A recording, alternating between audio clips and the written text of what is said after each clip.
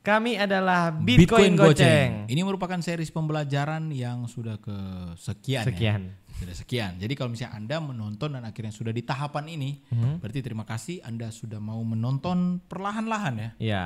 Nah, supaya tahu anehnya, ini anehnya. Kebanyakan yang menonton ini bukan orang yang buta banget, bukan orang yang buta banget dalam artian benar-benar nggak pernah transaksi, nggak pernah masuk ke market, enggak. Tapi kebanyakan orang yang sudah masuk dan sudah loss baru mau nonton video. Karena ini. mereka belum belajar dasarnya dulu, langsung mengambil posisi gitu.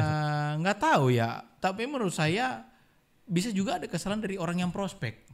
Karena nggak bisa disalahin mereka semua. Ada yang prospek, ada yang manis-manis yang bikin video, bullrun, ayo masuk. Nah itu orang-orang seperti itu harus bertanggung jawab. Here comes the money. Here we go. Money talk. Here comes the money. Gitu, Super jawab. mega. Super mega cycle. Berani apa tidak? Takut apa tidak? Kayak gitu. Iya. Tapi ingat ada banyak orang yang awam yang bisa terpengaruh dari kata-kata. Betul. Gitu. Nah, saya selalu mengajarkan yang benar. Bahkan saya bilang, ya kalau mau ya belajar ya bayar. Di komunitas kita atau di komunitas yang lain, intinya kalian keluarkan uang, ya. Karena uang yang kalian keluarkan untuk belajar dimanapun ya, nggak harus ke kita. Kita nggak mau jualan kecap di sini, nggak harus ke kita. Tapi kalian belajar dimanapun, atau minimal ini deh. Saya nggak mau semua penjual kelas ya, semua apa istilahnya penjual ludah. Itu ada istilah loh sampai ke gitu. Orang yang edukatif, yang memberikan edukasi dikatai penjual ludah. Oke, beli buku. Ya betul. Oke, beli buku, baca tuh buku. Kalau nggak mau buku, cari orang, lo beli bukunya, ya beli buku. Cari orang yang lu bayar untuk bacain buku lu. First edition of Karl Marx's great work, Das Kapital. Gitu ya. Sama aja, itu berarti ludahnya dia yang kalian beli. Ini kayak orang yang joki Strava gitu ya. Ya, joki Strava, waduh. Tapi ini konteksnya joki buku, waduh. Ayo betul joki buku. Iya dong. Tapi intinya itu kalian belajar. Kenapa?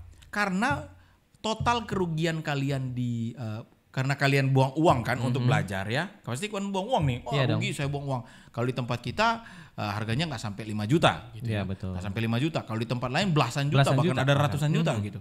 Dengan fitur-fitur yang kita tawarkan dan segala macam nantilah ya. Itu pembahasan yang lain. Saya nggak mau jualan di sini, tapi artinya begini. Katakanlah ya, Anda buang uang di tempat lain yang belasan juta.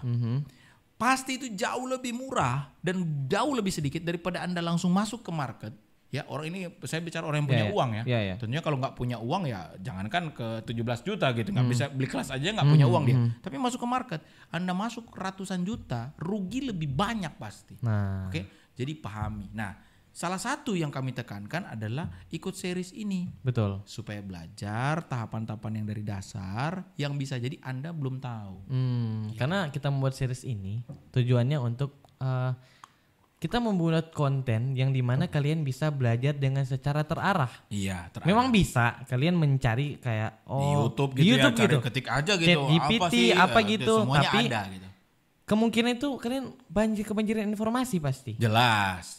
Karena jangankan masalah trading deh, diet, cara untuk kurus, coba cari di YouTube. Itu Ribuan banyak banget video. hasilnya. Dan semua si A bilang begini, si B bilang kalian bingung gitu. Betul. Padahal sebenarnya satu metodologi aja yang kalian konsisten belajar, kalian bisa gitu. Apalagi hal-hal mendasar. Contoh yang kita buat series pembelajaran itu hal dasar yang penting. Oke. Nah, mungkin kalian ada yang sudah setengah tahu.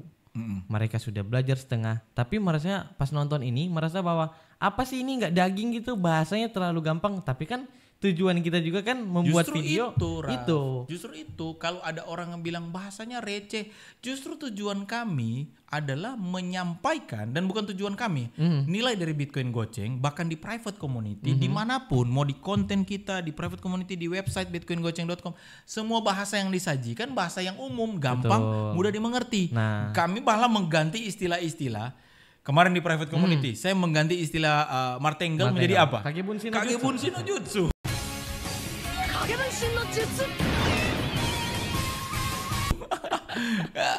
Fibonacci saya ganti dengan istilah apa? Mama. Tawar harga mama. Jadi kita justrunya mau bahasa-bahasa yang gampang dimengerti, tetapi tanpa menghilangkan esensi utama arti, pengertian dan juga fungsi dari apa yang kita ajarkan. Nah. Kalau kita mau menghilangkan, kita nggak mau bikin konten kayak gini, Raf. Konten yang kayak pengertian ini nggak usah, bikin aja langsung profit gitu. Tapi kita juga kan karena membuat series ini tentunya ada di mana kita Bung mengajarkan yang lebih spesifik lagi, lebih detail yang hanya ada di dalam private community. Ya. Tapi ya bebas lah ya, kalian mau ke komunitas mana kek, yang penting kalian bisa seharusnya bisa mendapatkan fasilitas seperti itu ya.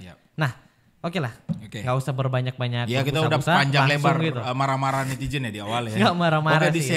learning series kali ini kita bahas apa nih? Bahas masih tentang pasar modal. Oke. Tapi apanya nih? Kita udah bahas jenisnya. Tipe-tipe, udah. Jenis transaksi udah. Apalagi? Nah sekarang kita masuk ke beberapa konten sebelum itu karena beberapa konten sebelum ini. Iya. Saya selalu mendengar kata-kata leverage. Oh, siap. Leverage itu apa sih Bung pengertiannya? Kalau menurut referensi untuk membaca sebenarnya gini itu apakah dari yang mana, apakah titik awalnya itu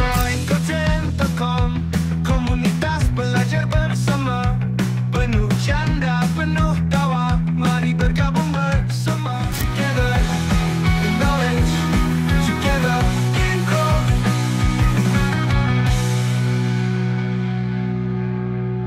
Jadi gini, leverage itu ya pengertian artinya adalah daya ungkit. Oke. Daya ungkit. Analogi dan pengertian gampang. Anda kalau mau ngangkat pasir ya pakai tangan nih. Mana lebih gampang, pakai tangan atau pakai alat ini? Scoop. Tahu apa namanya? Scoop ya? Scoop. Pakai scoop. Scoop Mana yang dong. lebih banyak dan lebih gampang? Pakai scoop dong. Oke. Kalau ada orang pakai scoop, mana yang lebih gampang, pakai scoop atau dia muat di 3 roda, terus dia dorong dan muat? 3 roda dong. 3 roda dong. Nyamuk sini cuma takut 3 roda. 3 roda? Nah, itu namanya daya ungkit. Oke. Semakin besar daya ungkit, semakin banyak hasil yang akan dia peroleh. Ya. Seperti itu. Oke, jadi itu pengertiannya ya, gampangnya seperti itu. Nah, saya bahkan pernah bikin konten di Instagram pribadi saya, di beberapa sosial media pribadi saya tentang leverage ini bisa diaplikatif ke banyak hal, bukan cuma dalam hal keuangan. Jadi leverage waktu, leverage apa segala macam, tapi nggak masuk ke situ pembahasannya. Intinya adalah leverage ini bisa menguntungkan bagi orang yang mengerti jenis, mengerti cara pemakaiannya, dan mengerti momentum ini apakah harus pakai leverage atau tidak. Nah, tetapi fakta ya, saya sudah pengertiannya udah tadi ya, daya ungkit ya. Sekarang masuk ke ini leverage intinya dalam dunia capital market tuh kayak gimana. Tapi faktanya malah kebanyakan orang loss karena leverage. Nah, tuh, iya sih Bung. Karena yang di konten sebelumnya juga kan kata Bung, orang-orang yang sudah kaya nggak mungkin mereka ada mindset mau kaya karena mereka pada dasarnya udah kaya. Iya. Nah, ada orang yang setengah kaya atau sorry to say yang di bawah yang karena mau kaya mereka mau memilih mau pakai kaya leverage. tapi makanya pakai leverage. Itu. Dan malah seperti Bung tadi bilang malahan loss kebanyakan. Iya, karena leverage-nya over. Jadi contoh gini. Ini saya masuk ke arah mana nih? Sampai saya jadi blank ya tiba-tiba.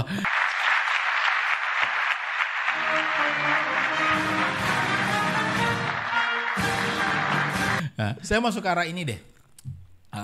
Penggunaan leverage-nya dulu. Iya. Sebelum ke arah tadi yang orang tadi bilang kenapa ada orang yang udah kaya mereka jarang menggunakan leverage karena ya udah kaya. Tapi orang yang belum kaya mereka berusaha jadi kaya, mereka menggunakan leverage yang over, yang besar banget agar bisa memiliki daya ungkit yang sama seperti orang kaya tadi. Sebelum ke situ saya jelaskan penggunaannya dulu ya. Jadi begini. Penggunaan leverage-nya. Jadi begini. Katakanlah saya bertransaksi dengan uang yang sekian bisa membeli 1 box. Oke, nanti mungkin sebentar dijelaskan ada videonya ya nanti. Iya.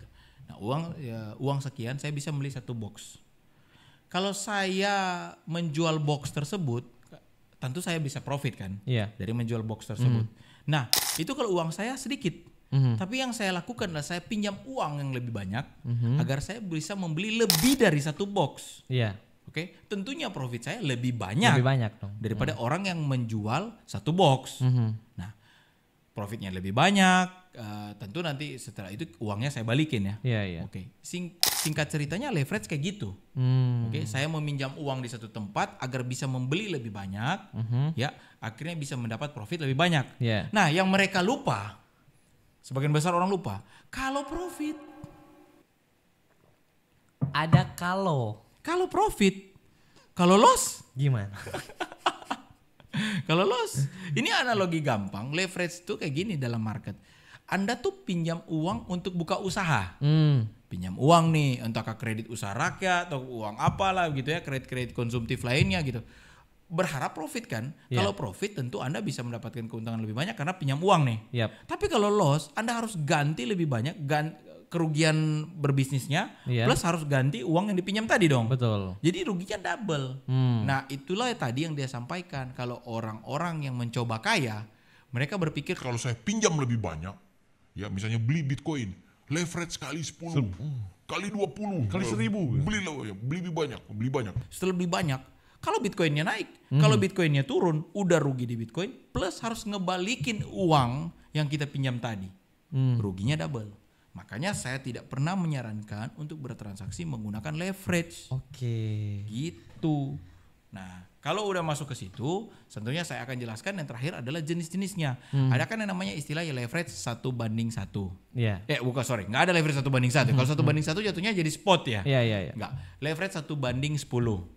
Itu yang paling rendah yang saya tahu ya. 1:10. Ada 1:50, 1:500, 1:1000. Itu artinya apa? Artinya setiap uang, contohnya katakan uang saya $1 nih. Iya. $100. $100. Nah, $100 uang saya. Kalau 1:1000 artinya setiap ini contoh ya. Iya. $1 uang saya bernilai 1000 untuk melakukan transaksi. Oke. Uang saya cuma $1.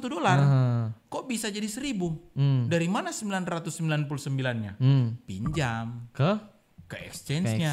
Makanya itu namanya leverage. Berarti kalau uang saya $100, berarti kita bisa bertransaksi 100 dikali 1000. Waduh, 100.000 banget, Bung. Jadi sebenarnya saya hanya bisa mampu membeli barang berharga $100, saya bisa membeli barang berharga $100.000.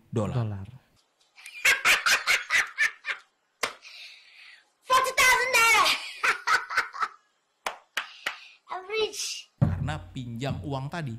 Kalau profit, ya sama analogi yang box tadi ya, video box tadi yang saya kasih analogi. Kalau profit, ya untung, karena kita bertransaksi lebih banyak kan. Kalau profit, kalau loss, lebih loss banyak. Makanya leverage-nya itu dihindari. Pokoknya kalau Anda masuk ke exchange manapun udah kelihatan, daya beli kali 10, kali 5, kali apa, itu udah leverage, hati-hati. Dan perlu diketahui, leverage ini bukan sekedar hanya memberikan dampak kerugian yang biasa aja. Dunia di tahun 2000, ini dunia loh, dunia. Pernah terjadi krisis global di tahun 2008 karena di Amerika terjadi over leverage dalam konteks credit crisis. The housing market collapse created one financial crisis. Here's a look back at the roller coaster that was our nation's economy in 2008. I think this is the most significant financial crisis in the post-war period. Jadi mereka memberikan kredit kepada orang-orang untuk membeli rumah, gampang ya. Gampang dong kalian beli rumah, pakai leverage. Mereka beli surat utang pembeliannya itu dia jual ke orang lain, jadi akhirnya singkat cerita ya, terjadi jual menjual surat hutang. Tiba-tiba ada orang yang nggak mampu bayar, terjadilah rentetan masalah yang begitu banyak sampai berdampak ke seluruh dunia. Salah Jadi satu penyebab efek utamanya domino adalah ya, leverage. Langsung efek domino. Jadi leverage ini nggak main-main gitu. Itu udah tadi Bung yang jelaskan itu udah kekurangan sama kelebihannya ya. Udah dong.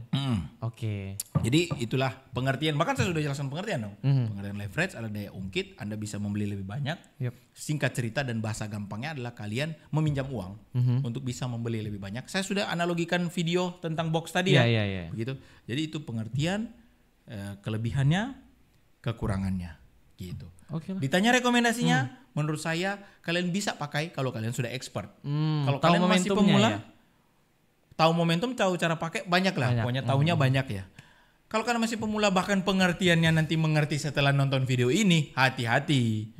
Anda pasti rugi. Gitu. Ya, oke lah. Sekian untuk episode kali ini. See you on the next episode. Bye-bye. Together in growth, together in growth.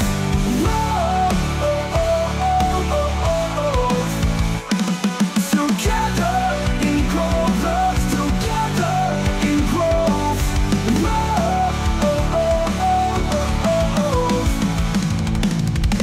Terima kasih sudah menonton live kami di goinggojeng.com.